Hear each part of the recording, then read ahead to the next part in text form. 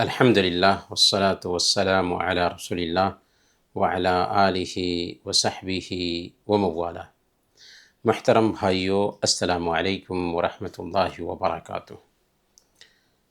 سورہ البقرہ کی تفسیر جاری ہے اور آج ہم انشاءاللہ آیت نمبر 122 سے 123 تک کی تفسیر جانیں گے۔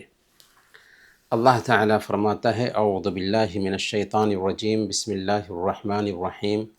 یا بنی اسرائیل اذکروا نعمتی التی انعمت علیکم وانی فضلتکم علی العالمین۔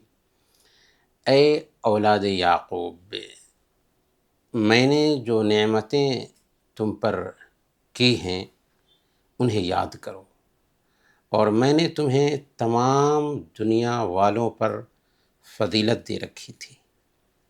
اس آیت کریمہ میں اللہ تعالیٰ نے سورہ بقرہ میں تقریباً 84 آیات کے اندر جو بنو اسرائیل پر نعمتیں کی اور بنو اسرائیل نے جو شرارتیں کی، ان نعمتوں اور شرارتوں کو بیان کرنے کے بعد ایک فکس بات یہ بتائی کہ دیکھو، میں نے تم پر بڑی بڑی نعمتیں کی، اب تم نے جو شرارت کی ہے اس کی وجہ سے تمہارا جو وقار تھا، تمہارا جو مرتبہ تھا، وہ وقار جاتا رہا، وہ مرتبہ جاتا رہا، وہ فضیلت جاتی رہی۔ بنو اسرائیل اصل میں کون ہیں؟ یعقوب علیہ السلام کی اولاد ہے۔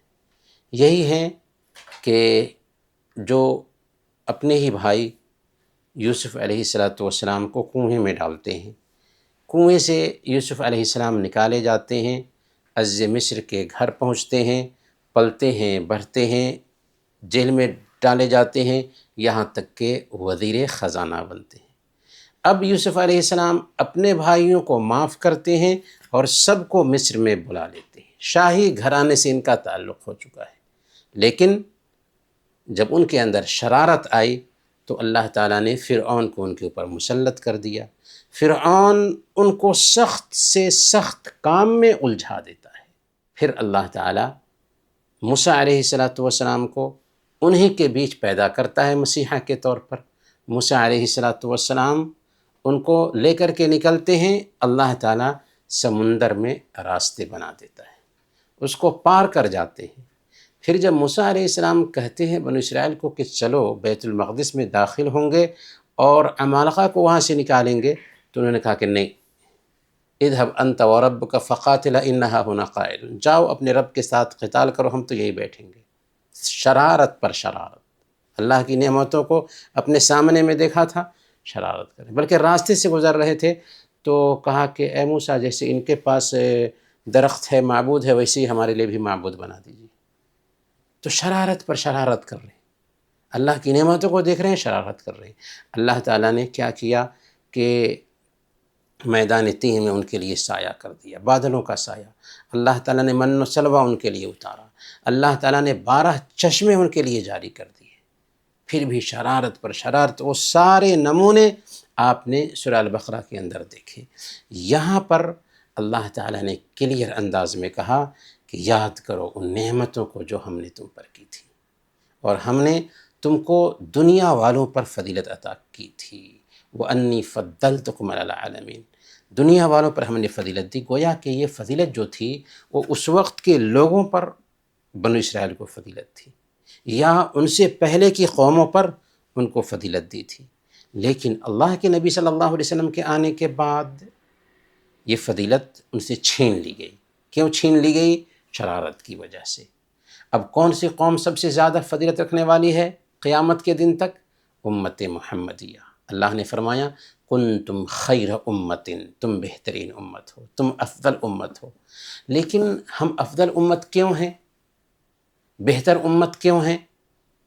اخرجت للناس، اس لیے تم افضل امت ہو، اس لیے تم بہتر امت ہو کہ تمہیں لوگوں کے لیے برپا کیا گیا ہے۔ تأمرون بالمعروف وتنہون عن المنکر، بھلائی کا حکم دیتے ہو، برائی سے روکتے ہو۔ گویا کہ ہمارے بہتر ہونے کا معیار بھی اللہ نے بتایا کہ تم بہتر تب تک رہو گے جب تک تم دعوت کا کام کرو گے، لوگوں کو ایک اللہ کی طرف بلاؤ گے۔ جب تک کہ تم یہ کام کرتے رہو گے افضل امت رہو گے۔ اب ہمیں غور کرنا چاہیے کہ کیا ہم واقعی افضل امت ہیں؟